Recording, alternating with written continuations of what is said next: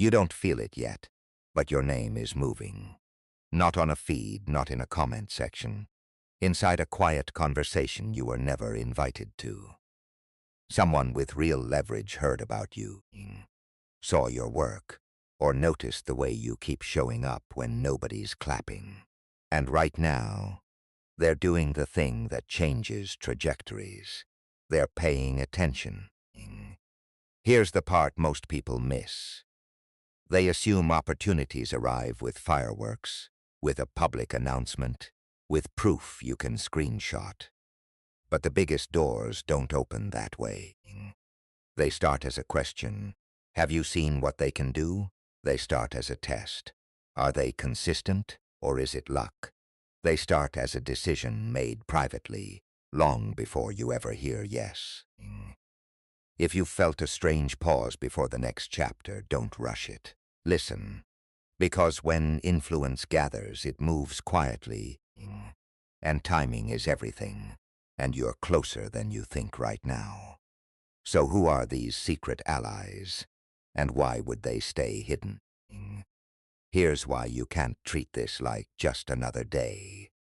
When the right person leans in on your behalf, time collapses.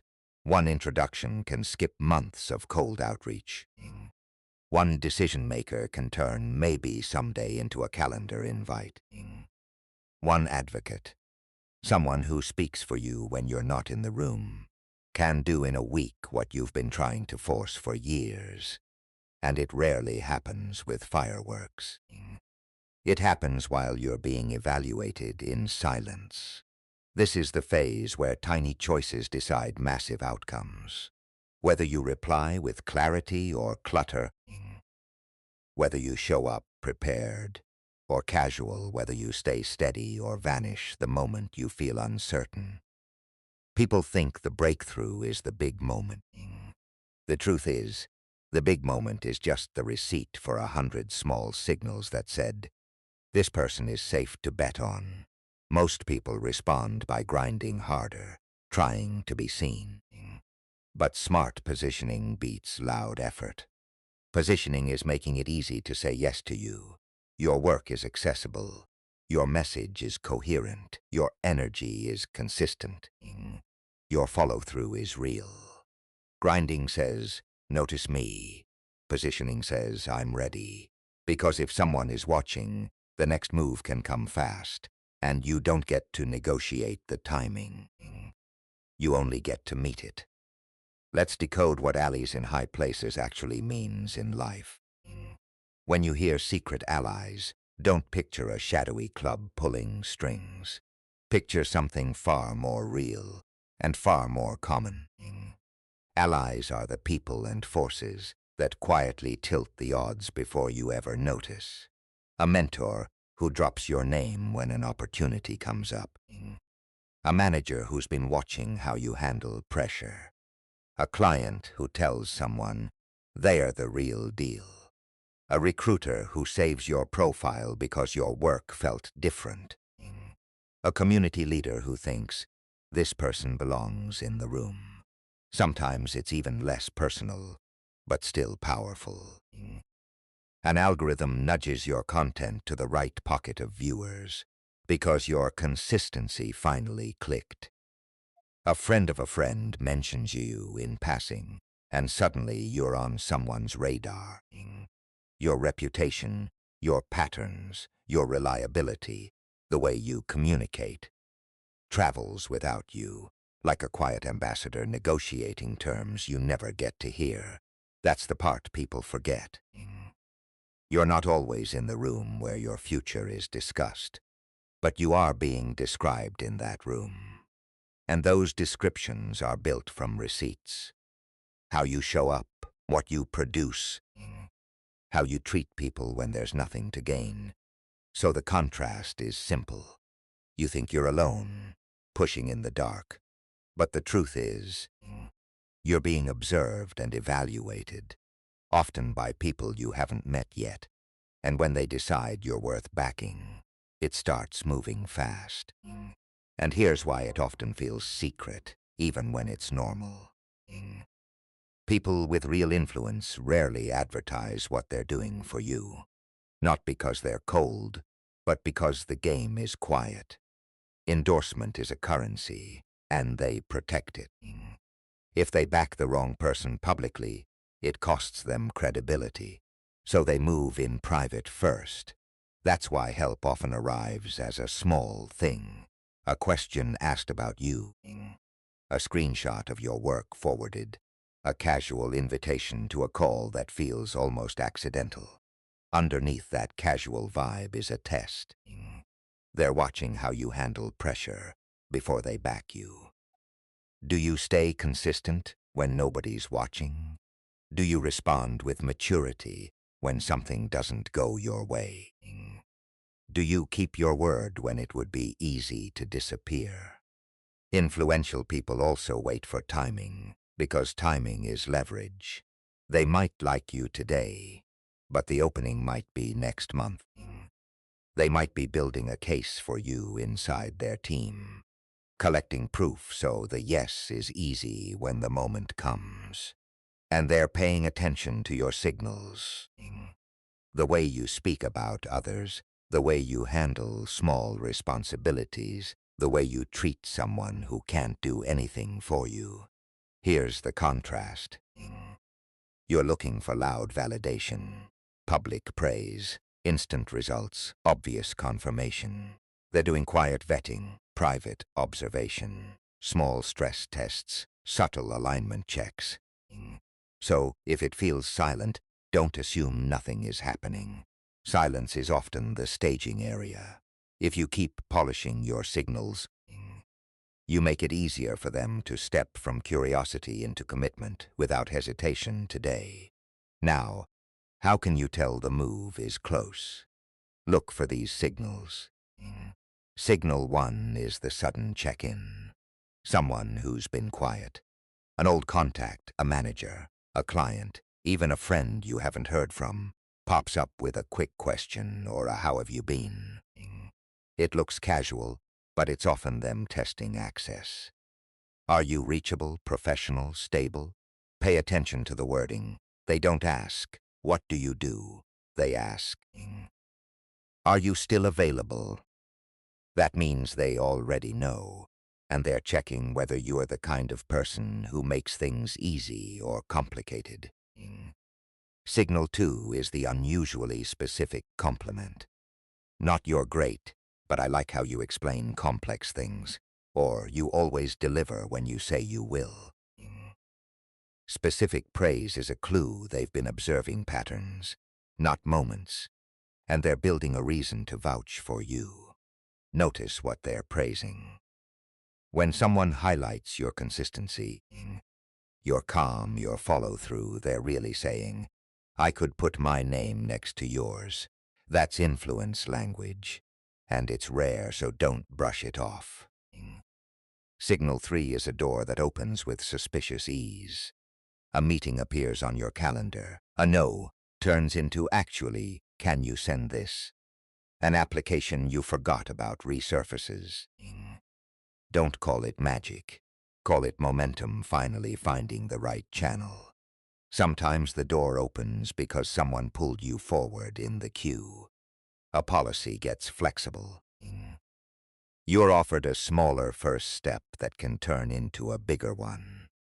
If it feels like the universe suddenly got practical, it might be because an ally made the path smoother. Signal 4 is repeat coincidences that aren't really coincidences. You hear the same opportunity twice from different people. You keep seeing the same problem you solve show up everywhere. You bump into the same name, company, or community 3 times in a week. When the same signal keeps pinging you, it's usually because someone is pulling the thread. This isn't superstition. It's alignment. When multiple sources point you at the same direction, your job is to stop doubting and start preparing. Write it down. Track it. Patterns become obvious when you treat them like data. Signal 5 is increased visibility without you pushing harder. Your work gets shared. Someone tags you. A person with status starts liking, replying, or quietly watching your stories. Your numbers might not explode, but the quality of who's noticing changes. That shift is often the real upgrade. Higher quality eyes change everything fast now. Signal 6 is the private opportunity. A DM that says, "This isn't public yet." A call that starts with, "I can't promise anything." But a request for your portfolio, your rates, your availability, your timeline. Private opportunities are how allies protect you and themselves while they assess fit.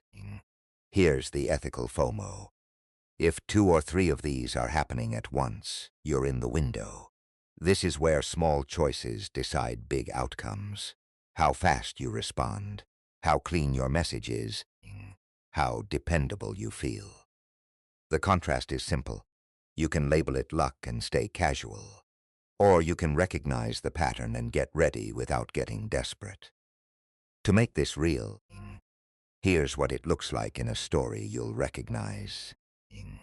For months, you're the person doing solid work in the corner.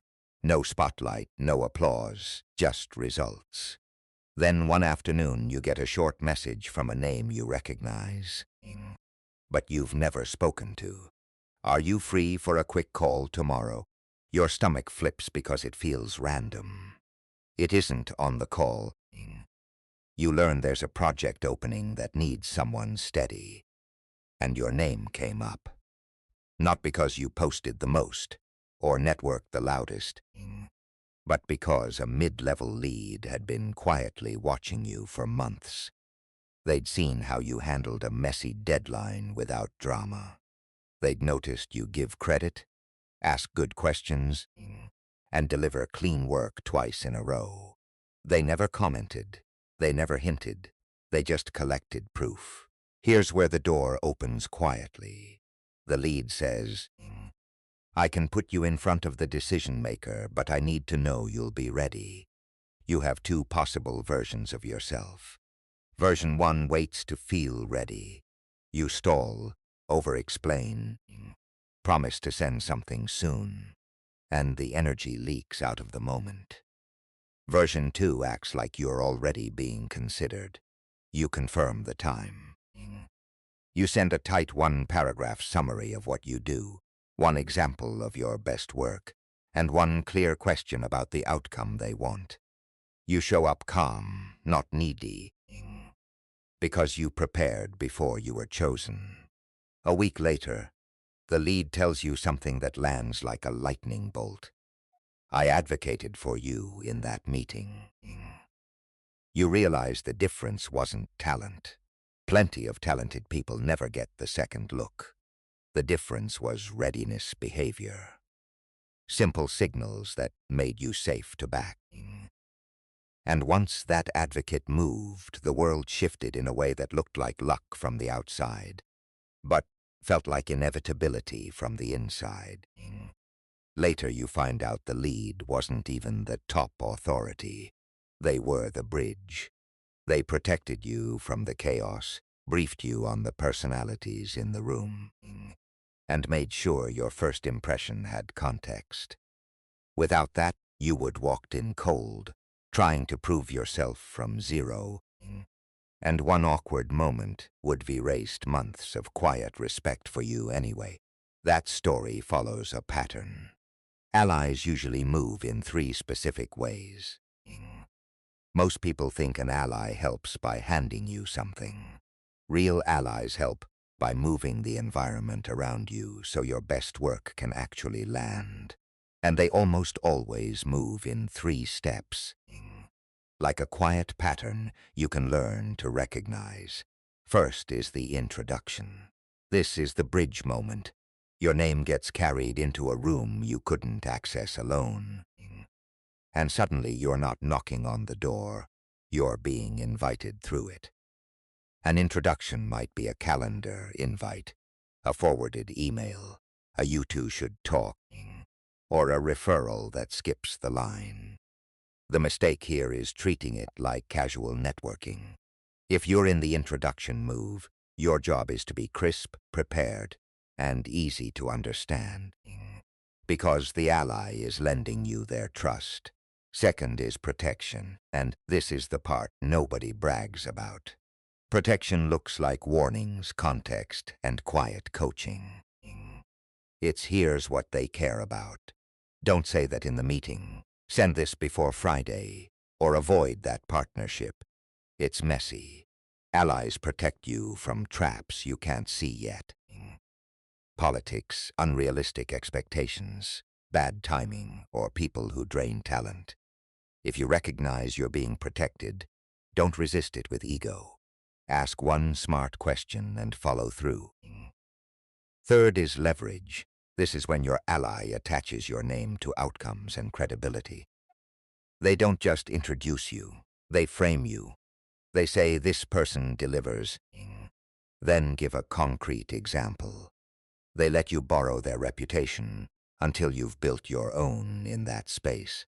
Leverage can be as subtle as copying you on an email, as powerful as putting you on a stage, or as decisive as recommending you when money and roles are on the line. If you can tell which move you're in, you'll respond correctly. Because the contrast is everything. Help isn't a handout, it's strategic access. And access has rules. Treat each move like a doorway. Show gratitude without groveling. Keep your receipts ready. And don't force intimacy. Your ally doesn't need your secrets.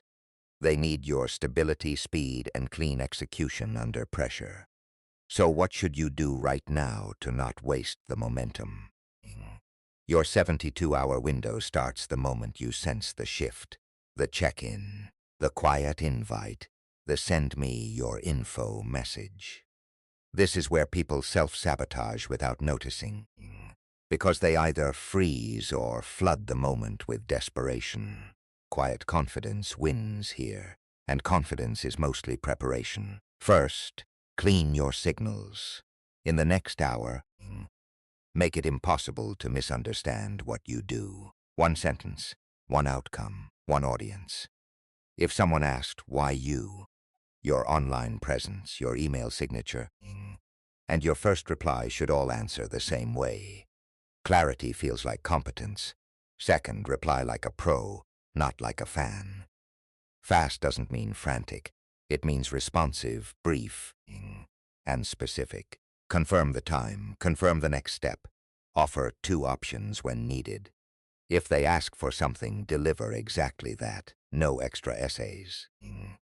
The easiest person to back is the person who reduces friction. Third, build a proof pack. Create a simple, shareable bundle. 2 or 3 best examples, a short description of the result, and 1 line on how you achieved it. If your work isn't visual, summarize outcomes, numbers, time saved, problem solved, or feedback received. The goal is to let your ally forward you with 0 explanation. Fourth, show consistency receipts. Anyone can look good once. Allies bet on patterns. Give them proof that you repeat results. A short timeline, a recurring routine you stick to, or a brief list of clients, projects, or milestones that show reliability over time. If you can, include 1 clean testimonial line or reference they can verify. Consistency lowers their risk. Fifth, operate with gratitude and calm under pressure. Say thank you without overpraising. Be warm but stay professional. Show up early. Keep promises small and frequent. I'll send it by 3, then send it by 2:45. If something goes wrong, don't panic. Communicate immediately. Offer a solution and protect their time. This is the moment to act like you're already in the room, because your ally is measuring how you'll represent them once you are. One more thing inside this window. Control your emotional volume. If you're excited, be excited in private. In the message, keep it steady. No long backstory, no apology tour, no I can do anything promises. Instead, mirror their pace. If they write 2 lines, you write 5. If they send a detailed brief, You answer with a tight recap and one clarification question. This is how you signal social intelligence. Also, don't vanish after the first exchange. Set a clean follow-up rhythm. If they haven't replied, wait one business day, then send a single sentence that moves it forward. Just confirming you saw this. Happy to send anything else you need. That's it. The goal is to stay present without sounding needy. Finally, keep a ready sheet on your phone. Your availability, your rates or expectations, and one sentence that explains your value. When the moment comes, you won't scramble. You'll answer like someone already chosen. When you make it easy to back you, allies stop hesitating because you feel like a decision, not a gamble. These 5 moves turn attention into momentum. You don't need to know who's advocating for you to behave like you're being considered. And when you do that, people feel safe pushing your name forward again and again. Before we wrap, here are the 4 mistakes that make allies disappear. The first door killer is oversharing. When momentum shows up, some people dump their whole life story to connect. Keep it simple. Answer what was asked. Save the personal depth for later. And let your work speak. The second, and this kills momentum instantly, is arrogance disguised as confidence. If you act like they're lucky to have you, allies stop advocating because you become a liability. Fix it by staying grounded. Speak in outcomes, not ego, and give credit when it's due. Third is flakiness. Late replies, missed calls. Sorry, I forgot, chaotic scheduling. If influence, hates uncertainty. If you need time, say so and name a deadline you'll hit. Then hit it early. Fourth is reactive emotion.